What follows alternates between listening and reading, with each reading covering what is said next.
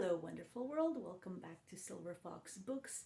Today, I wanted to talk to you guys about a book that I read during Halloween, actually, and I never got around to putting it up. So finally, here it is, and I'm doing this video. And the book that we're going to talk about today is called The Troop, and it is written by Craig Davidson under the pen name Nick Cutter. So there you are. That's the book right here. But before we get into this, I hope you guys had a wonderful holiday. I hope you had a Merry Christmas, and I wish you all a Happy New Year.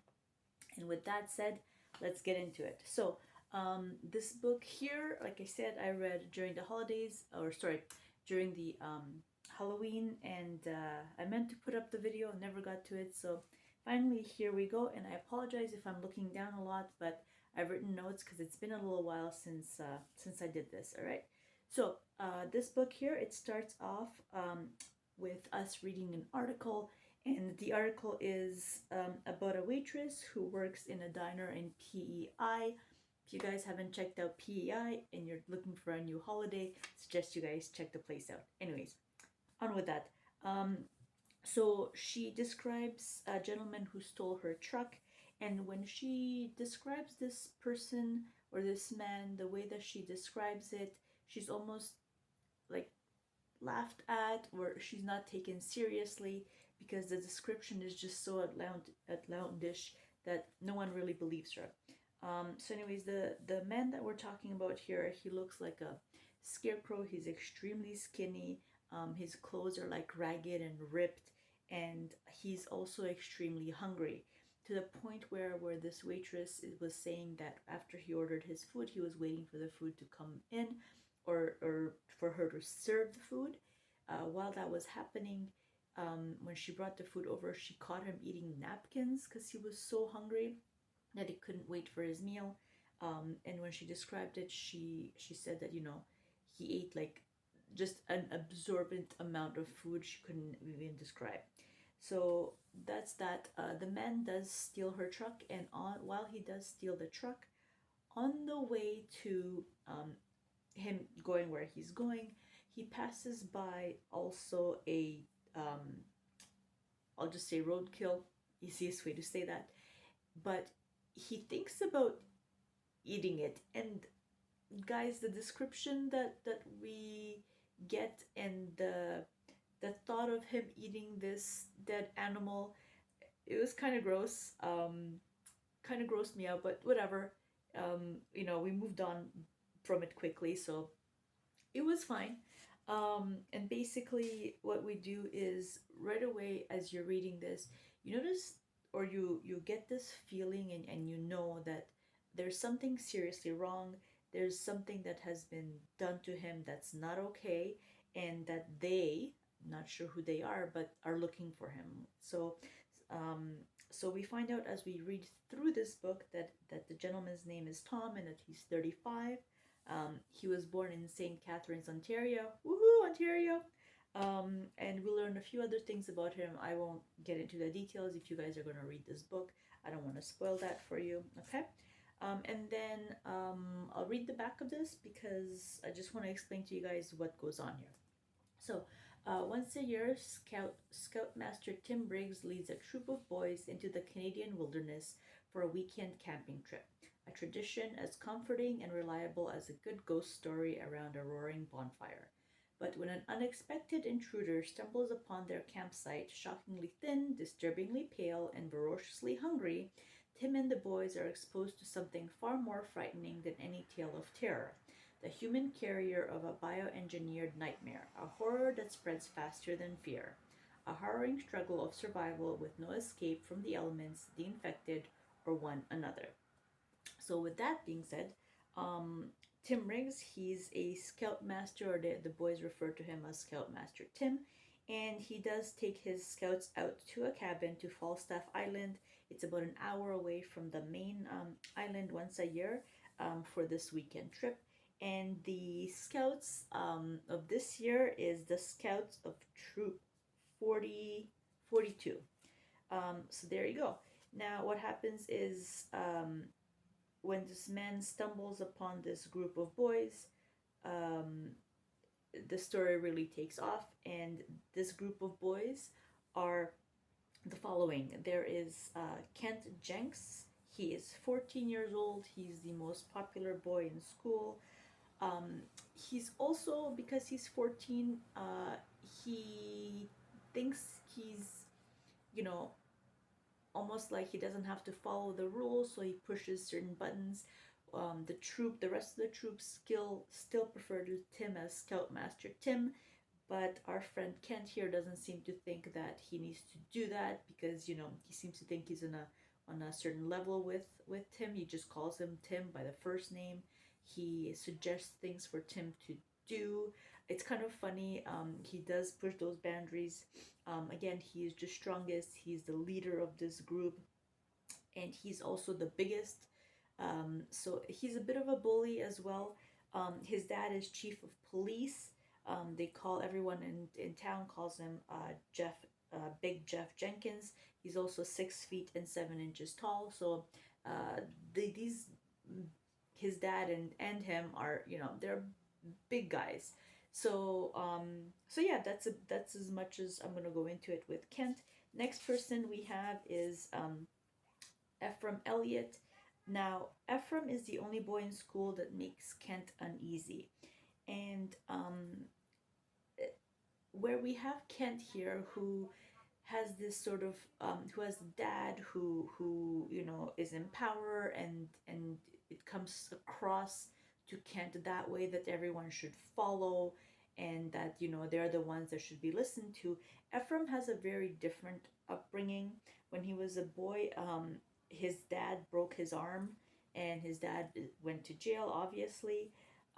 He, because of the way he was brought up, and because of the really hard life he's had, it makes you a different type of person. So I think that's why Kent is a little standoffish about Ephraim, and Ephraim really doesn't have a problem standing up to Kent.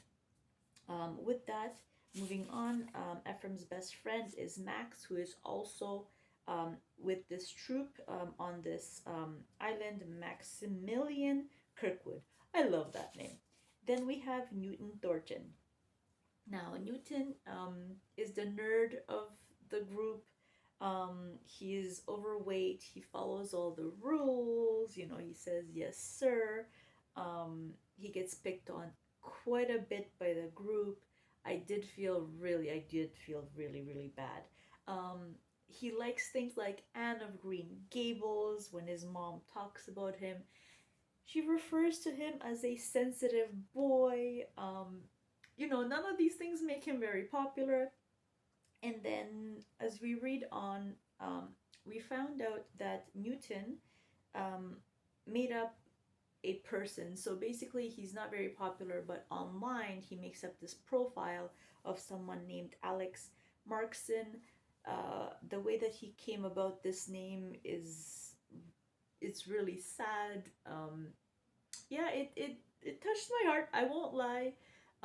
Also, Newton, on his profile, and with just in general his friends in life, he doesn't have very many, and he makes this profile of this Alex Markson, and this profile blows up and everyone loves this guy, and Newton has a hard time sort of going, but it's me. I just, I might not look like this person, but everything about this person I made up, all of it comes from me and who I am. So anyways, I'll let you guys read that. It's kind of, it's sad. All right, and then we have Shelley.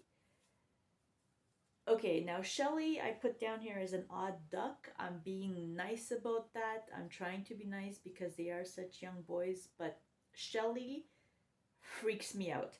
I'm extremely uneasy when I talk about Shelley. He makes me extremely uncomfortable. This character in this book is seriously disturbed, you guys. He needs some serious help. I don't know how else to describe it. He's not really scary,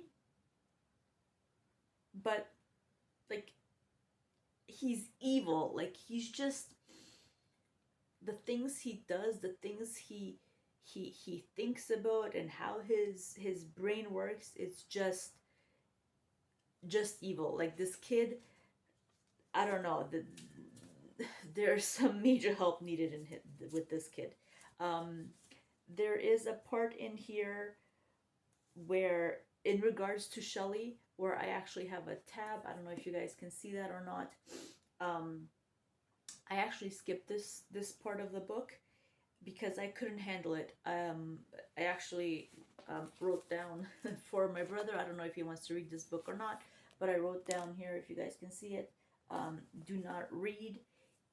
If you guys are um, have pets, and you love your animals, I yeah, I wouldn't read this. I truly wouldn't. And I didn't feel like I missed anything in this book while I skipped this. You just go on, and yeah, there's nothing really um, that I felt like, oh my god, there's a part of this story because I skipped this chapter or this part of it that I'm missing out on. Okay, so just fair warning, it is disturbing. All right, so back to the story. So one night, a man shows up at the cabin. Tim meets him outside of the cabin while the boys are inside getting ready for bed.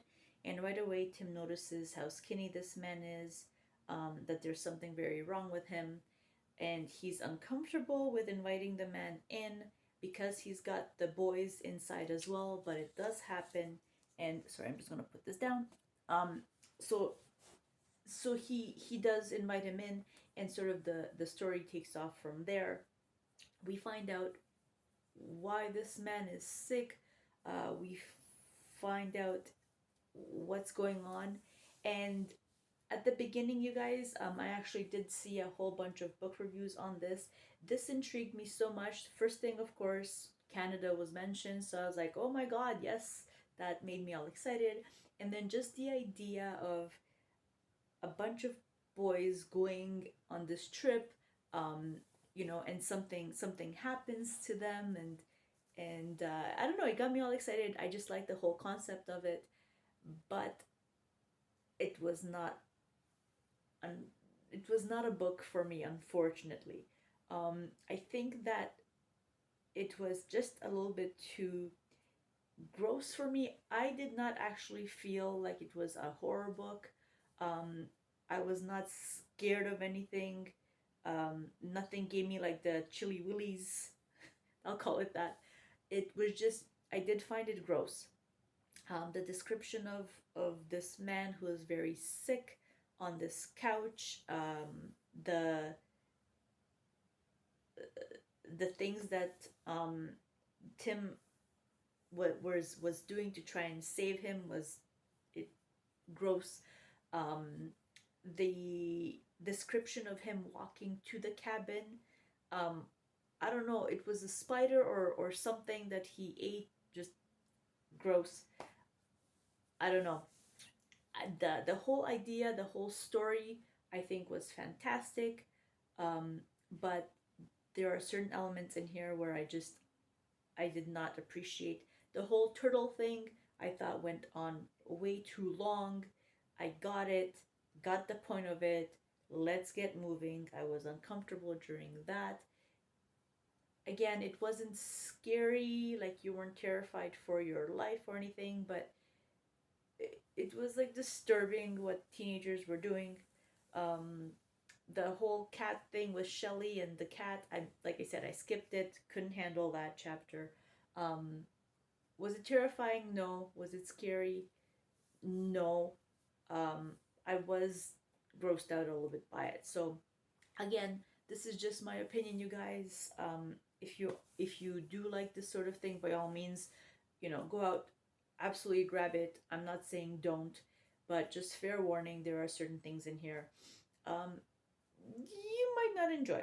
Anyways, on that note, thank you so much for stopping by. Like I said, I hope you guys are having a wonderful day. I hope your holidays were great. And who knows what I'm going to read during the holidays this year around. So thank you and have yourself a wonderful, beautiful day. That's it for me. And I'll see you guys later. Bye.